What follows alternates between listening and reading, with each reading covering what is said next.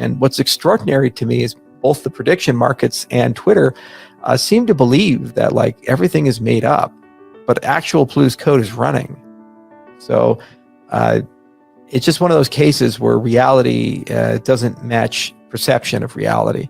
And that's okay. It's going to be a really fun time brutally mocking them as we ship. All things considered, though, it's really fun to see things coming along. It's amazing to me that there's overwhelming amounts of criticism and hate coming out right now, more so than I've seen before. There's criticism with like certainty that every single thing we're saying is a lie. And there's just no trust or benefit of the doubt or even a modicum of respect and dignity. I don't know. You know, I think in many ways, IO Global, we're transcending the cryptocurrency space. I don't really feel deeply connected or part of it anymore. We regularly talk to nation states, Fortune 500 companies, universities, and real people. And we talk to everyday people. And we're thinking a lot about B2C, how to build consumer products for everyday people. We don't think a lot about crypto-specific things. My desire to attend crypto-specific conferences is greatly diminished. Also, we look at the dialogue of people in the cryptocurrency space, the things they discuss, talk about, and think about, and there's a lot of noise to signal in those ratios. El Salvador, for example, was a nation that declared to the world that it had the desire to accept cryptocurrency as legal tender.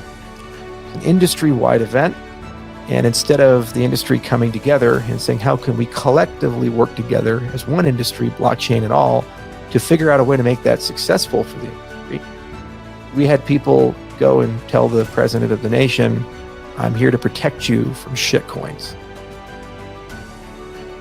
There are 6 million people in that country, 70% of which are underbanked or unbanked. There are gangs and other problems in that country. If a solution was to fail in its implementation, those people will suffer terribly, and the country will enter into a depression and likely suffer geopolitical consequences. Those people will become the victims of violence, and those people's lives will be even greater compromised. And that's just one of dozens of examples of places where our industry has lacked maturity, dignity, and frankly, any semblance of reasonableness. If your goal is to buy something and for it to increase in value, and that's the only reason you're here, and you view this as a sum-zero game where you have to trash everyone else until you cash out and then go buy something to show how smart you are and your ability to make money, I have absolutely no desire to talk to you, interact with you, or even acknowledge that you exist as a human being. If your goal is to think about the systems that run the world and how those systems are going to be used over the next 25 to 50 years to make the world a better place for everyone everywhere, then we're kindred spirits. And I don't care the technology that you use as long as that technology is open, transparent, fair, auditable, and universally accessible. That's just where we're at as a company. And I'd like to believe that there are some members of our industry that feel the same way. Unfortunately, they're becoming fewer and fewer, it seems, in the cryptocurrency space. But the good news is the cryptocurrency space, at least the main actors, aren't necessary as this technology gets adopted. There's already many others that aren't asking for permission and following the ethos and simply taking the technology, modifying it, and evolving it to the next level. So anyway, that's where I'm at. As you can imagine, I'm a little tired.